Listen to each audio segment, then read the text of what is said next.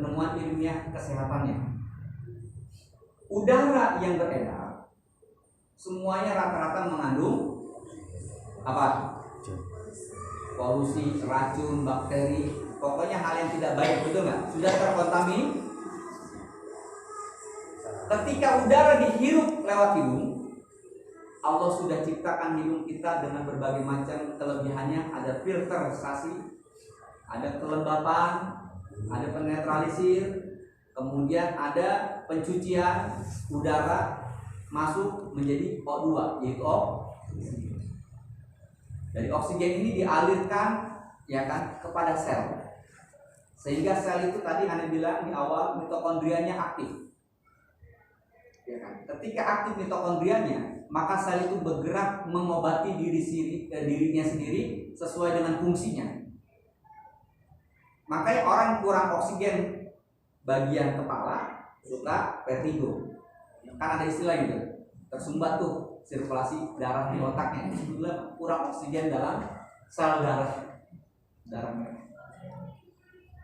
Lalu udara masuk ke filter menjadi O2. Sisa udara yang sudah difilter itu menjadi keluar lewat mulut menjadi apa? Karbon dioksida atau racun. Jadi segala sesuatu yang masuk disaring itu selalu ada pembuangan. Kita makan, diproses, keluar ada pembuangannya, yaitu kotor. Kita minum, diproses, disaring, ada pembuangannya menjadi air pipis. Udara pun sama, berarti daya kerjanya. Udara yang kotor masuk, difilter, disaring, yang bagusnya menjadi oksigen, pembuangannya menjadi karbon dioksida. Makanya kenapa sunnah Rasulullah jangan minum ditiup atau makan minum yang panas itu ditiup. Berarti kita meniupkan racun. Yang selanjutnya, udara yang masuk menjadi oksigen itu menjadi makanan pokok sel tubuh kita. Kalau sudah menjadi makanan pokok, maka sel tubuh kita menjadi sehat, dia bergerak sesuai fungsinya, maka dia bisa membelah diri, meregenerasi sel dan lain sebagainya. Bahkan ada penemuan baru, kalau bagi yang ingin sehat, penyakit autoimun atau ingin langsing, itu ada namanya program autofagi. Pernah dengar? Autofagi itu adalah proses autolisis di mana sel yang mati dimakan sama sel yang sehat, atau sel yang sehat memakan lemak yang tidak berguna di tubuh. Namanya autolisis atau autofagi. Berarti tubuh ketika dilaparkan, kayak sekarang nih testing, kita puasa, maka sel pun ikut puasa hakikatnya. Tetapi dia kan bukan kayak kita, nggak ada jatah puasa sebetulnya. Wah ini dia kelaparan maksudnya gitu, paham nggak? Apa yang bisa gua makan? Yang dimakan dua tadi. Ya, sel yang mati, yang rusak, atau lemak yang berlebihan di tubuh kita dimakan sama dia, itu disebut autofagi atau autolisis. Maka yang sel yang memakan sel yang sehat itulah disebut autoimun. Kenapa? Karena selnya stres, nggak tahu mana yang teman, mana yang musuh, makanya autoimun. Yang sehat Ya? Jadi makan teman sendiri. Nah, bernapas yang baik dan benar ini mengobati semuanya. Tarik, keluar. Latihan pertama, step pertama, tarik hidung, keluar mulut. Step pertama. Nanti ke step kedua, tarik hidung, keluar hidung. Coba latihan. Tarik, pelan, lembut, kalem, keluar mulut. Ketukannya harus sama. 5 detik, 5 detik. Masuk 5 detik, keluar 5 detik. Mulai. Tuh, 2, 3. Keluar. Tuh, 2, 3, 4, 5. Sekali lagi. Tarik. Keluar.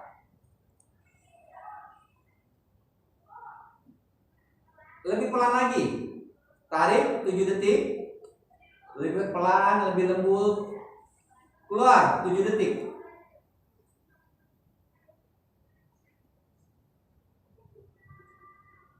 Oke, buka mata sebelah, bentar. Zikir nafas adalah zikir yang memang dibunyikan oleh nafas itu sendiri dan kita harus mengulangi. Jadi apa yang ada di alam semesta ini senantiasa berzikir dan bertasbih pada Allah, betul? Salah satu bagian dari alam semesta adalah nafas, dan bunyi zikirnya nafas adalah ketika tarik adalah hu, ketika keluar adalah Allah. Nanti level ketiganya tarik, tahan, hak, Allah, keluar. Oke, hu-nya itu disebutnya di dalam hati ya, hu. Tapi dalam hati, hu, Allah. Oke, sekarang mulai pejamkan mata 3 kali aja. 5 detik, 5 detik. Tarik, hu. Tuh, 2, 3, 4, 5. Keluar, Allah. Tuh, 2, 3, 4, 5. Tarik lagi, hu. 1, 2, 3, 4, 5. Keluar. Tuh 2, 3, 4, 5. Tarik lagi. Tuh 2, 3, 4, 5. Keluar. Allah. 1, 2, 3, 4. Oke, itu level kedua.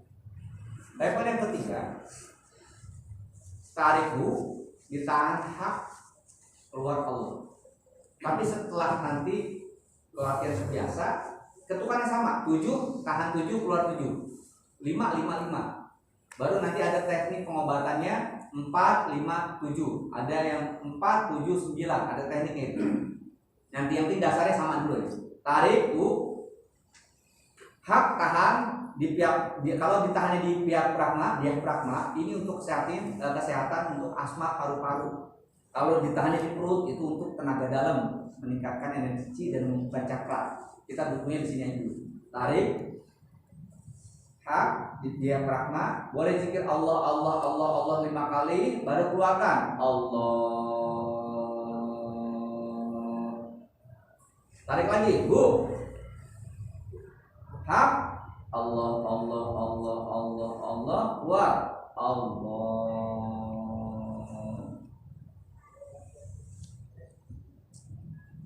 Oke, perhatiin lagi. Ini bukan kalamannya.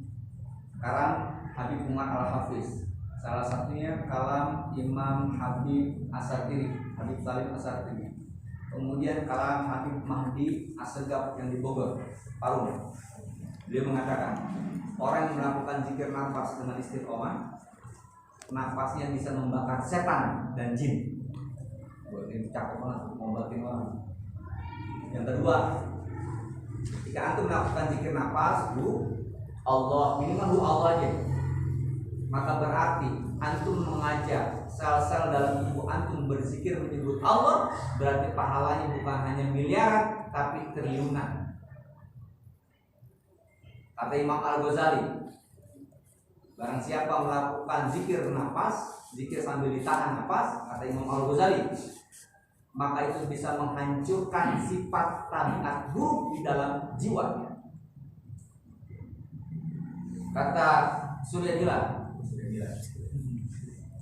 orang yang melakukan zikir nafas maka membakar lemak dalam tubuhnya, melancarkan peredaran darahnya, meningkatkan imunitas tubuhnya, meningkatkan metabolisme tubuh dan lain sebagainya.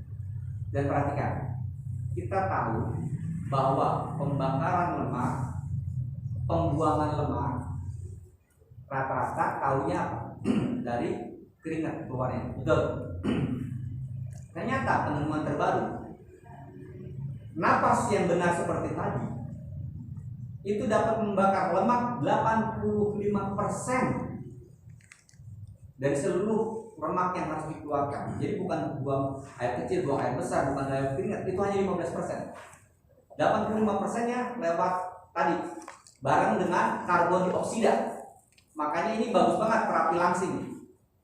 Terus kalau buat Umi yang langsing jadi mana? Enggak, beda lagi. Karena nggak ada yang dibakar, nggak ada yang dibuang. Ini yang ada lemaknya banyak dekat kita. Ya, ini bagus untuk terapi langsing. Belum lagi nanti teknik zikir nafas dengan lidah ke langit-langit. Ini dulu Imam Ali karamallahu wajhah bertanya kepada Rasulullah, "Ya Rasulullah, jalan apa yang paling cepat sampai kepada Allah?" Jalan yang paling cepat, paling utama, paling hebat untuk sampai kepada Allah. Ini cari hadisnya, ini hadis qudsi. Maka kata Rasulullah, jalan yang paling cepat untuk sampai kepada Allah, untuk menjadi dekat kepada Allah, yaitu zikir la ilaha illallah. Kemudian Imam Ali diajarkan, "Hai Ali, pejamkan matamu, ujung lidahmu ke langit-langit. Maka ikuti aku, la ilaha illallah." Berarti di dalam hati. Itu namanya talqin kalau di bahasa Thariqah. Dan ternyata orang yang zikir tahlil dengan la ilaha illallah, lidahnya diangkat kemari.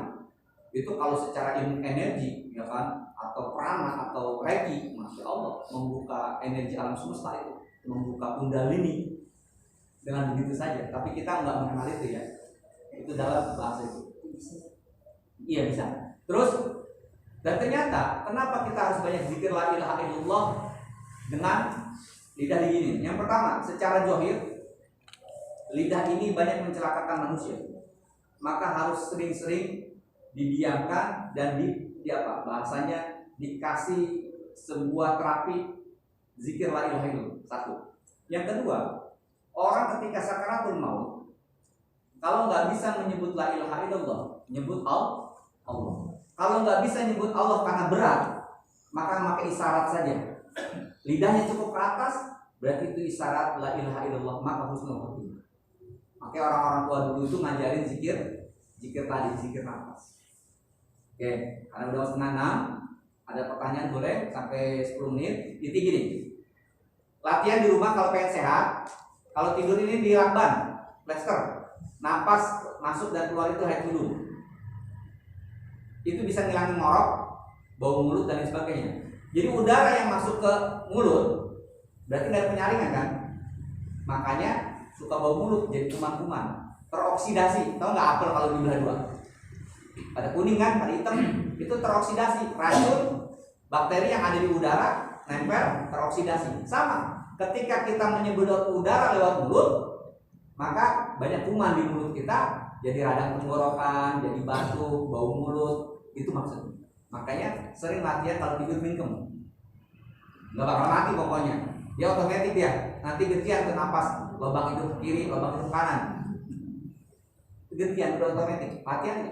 Jadi kalau pasien-pasien yang udah sepuh dikasih obat nggak bisa, diterapi nggak bisa, suruh zikir nafas. Ikutin aja bu, tarik bu, keluar Allah. Jadi awalnya tarik hidung keluar mulut. Ntar kalau udah terbiasa tarik hidung keluar hidung. Itu saja dipraktekin, insya Allah sehat. Nanti lebih dalamnya pertemuan berikutnya. Karena ini nggak akan cukup waktunya. Kalau tadi antum datangnya 1:30 pas mungkin bisa. Ya ada pertanyaan 10 menit? Ya.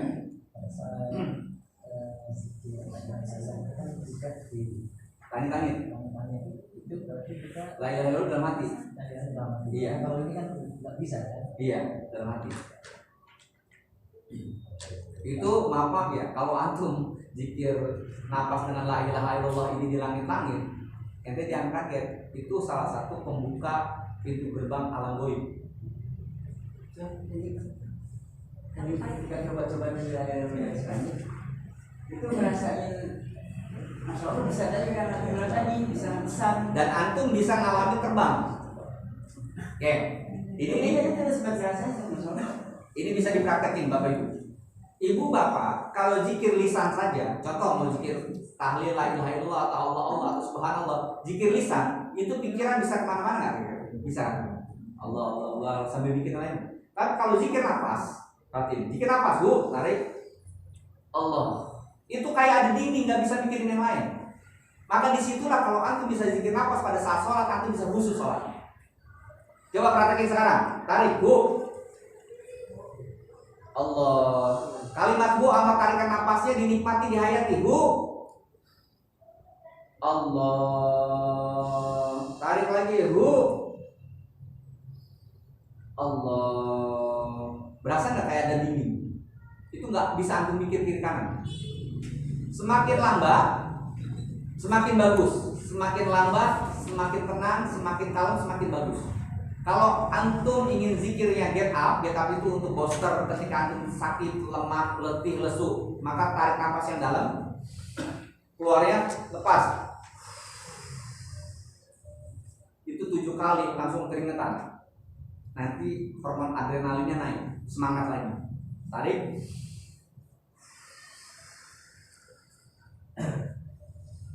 Ya, makanya orang kan kalau tenaga dalam kan yang tarik ya. Itu kan ngambil energi semua tuh. Karena nafas ternyata sumber ikatan energi di alam semesta. Nanti next kita lanjut. Ini yang belum belajar Surya Tidar, Master Surya Tidar level 1 sampai 7 bisa untuk membantu orang lain yang penyakit naik pada lain. Masih barang bisa ya.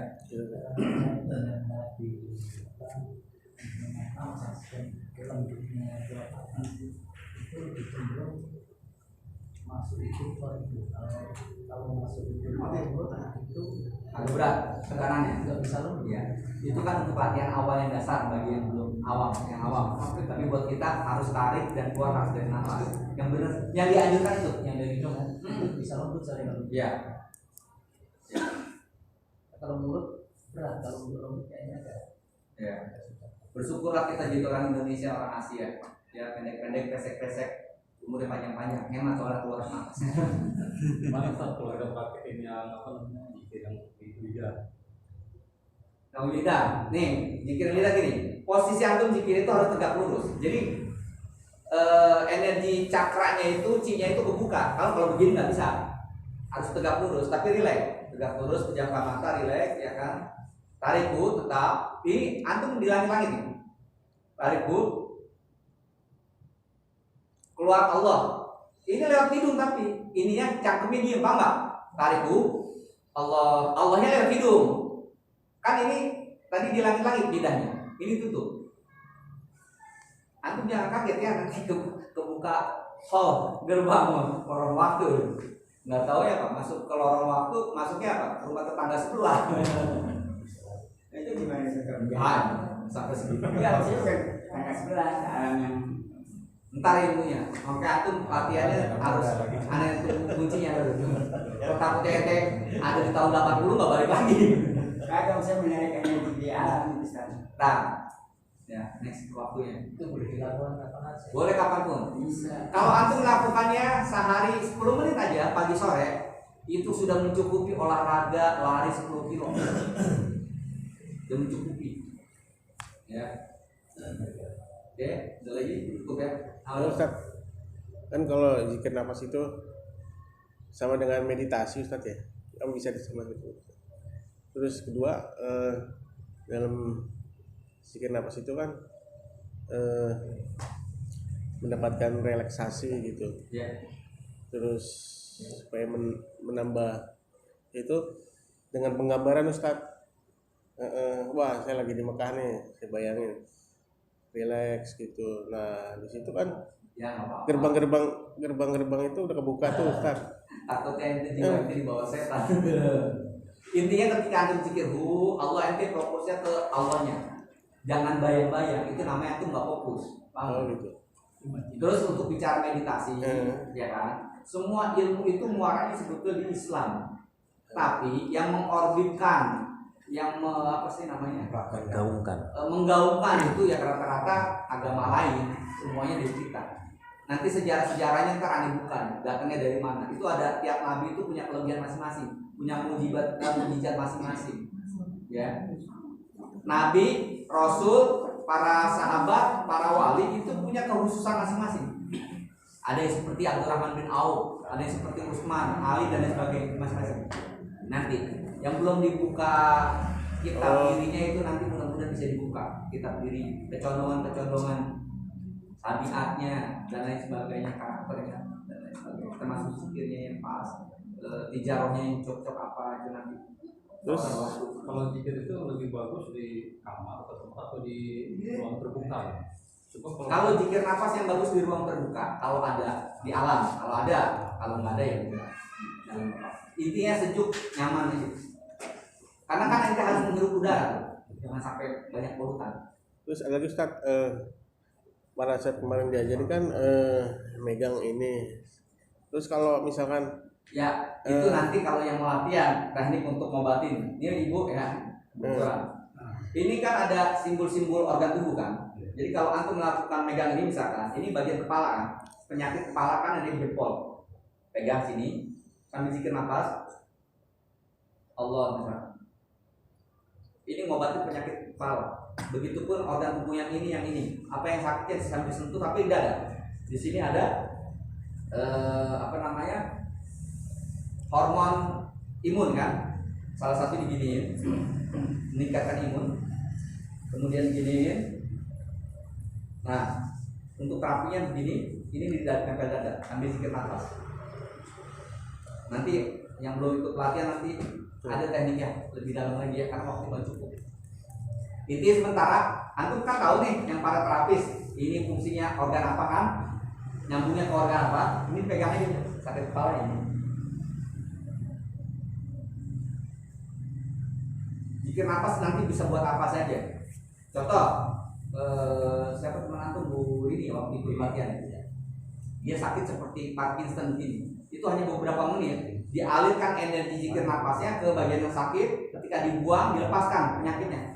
Itu hitungan menit sembuh. Jadi antum sakit vertigo misalkan, ketika tarik nafas, afirmasinya seolah-olah energi positif, baik itu antum membayangin warna putih, warna emas masuk, kemudian masuk ke bagian kepala yang sakit, dibersihin, keluarnya seperti penyakit hitam misalkan. Itu hitungan menit dengan izin Allah sembuh. Karena semuanya lewat tarik nafas.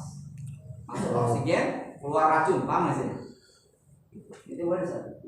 Iya boleh. Antum pokoknya latihan dulu deh. Kalau salah-salah dikit nggak apa-apa, latihan dulu. Nanti pemantapannya, pematangannya nanti. Makanya nih kenapa ada tuh berharap teman-teman mau ikut yang acara di Bogor itu batal terus gitu. Banyak juga Ustaz, pelatihan sudah dipraktekkan. Ya nanti ada pendalamannya lagi. Ya. Mungkin itu aja cukup. Nanti kita buka di sini di luar untuk takjil, sholat di sini maghrib, nanti makan beratnya di depan di aula nih depan, biar nggak ganggu sini. Yang mau tarawih di silakan, mau berlama lagi pagi juga boleh. Kita terusin aja saat ini lagi. Ya nggak apa-apa, tapi kan di sini terawih. Di sini terawih entar. Habis terawih nggak apa-apa di sini. Terawihnya berapa rakaat sih? 23. Yang sunnah itu sebetulnya 20. 20. Amal witir 3 yang sunnah sebetulnya, sunnah sahabat ya. Berarti jarang 30. Kalau orang mah, ini antum pernah dengar nggak? Orang sebelah mengatakan, orang lawan kita itu bilang, Rasulullah itu, ini hadisnya sorry, kata Siti Aisyah, Rasulullah itu melakukan sholat malam baik di luar Ramadan ataupun di dalam Ramadan 11 rakaat, gitu kan? Makanya di 11 rakaat, padahal 11 rakaat itu adalah witir. Jadi Rasulullah itu witirnya 11 rakaat, bukan tahajudnya, bukan tarawihnya. Rasulullah itu banyak melakukan sholat malam. Paham nggak? Jadi yang Rasulullah melakukan sholat 11 rakaat di dalam Ramadan dan di luar Ramadan adalah sholat witir. Witirnya kalau kita mah 1, paling banyak 3. Kan witir arti ganjil, boleh berapa saja. Kalau Rasulullah itu 11. Paham maksudnya? Jadi bukan berarti Rasulullah dibatasi sholatnya itu di dalam Ramadan dan di luar Ramadan cuma 11 rakaat. Salah. Gak kuat kita ngikutin. Orang para wali aja bisa ribuan rakaat. Ini apalagi Rasulullah. Paham ya? Jadi kalau antum kalau ngikutin sahabat ada yang 36, ada yang 23, nggak apa-apa. Yang nggak boleh itu apa? Nggak sholat. Nyalahin udah nggak sholat. Dah, ya. Nanti bisa kita lanjut. Nggak apa-apa. Nanti masih ada waktu. Yang mau nanya silakan deh. Ini minta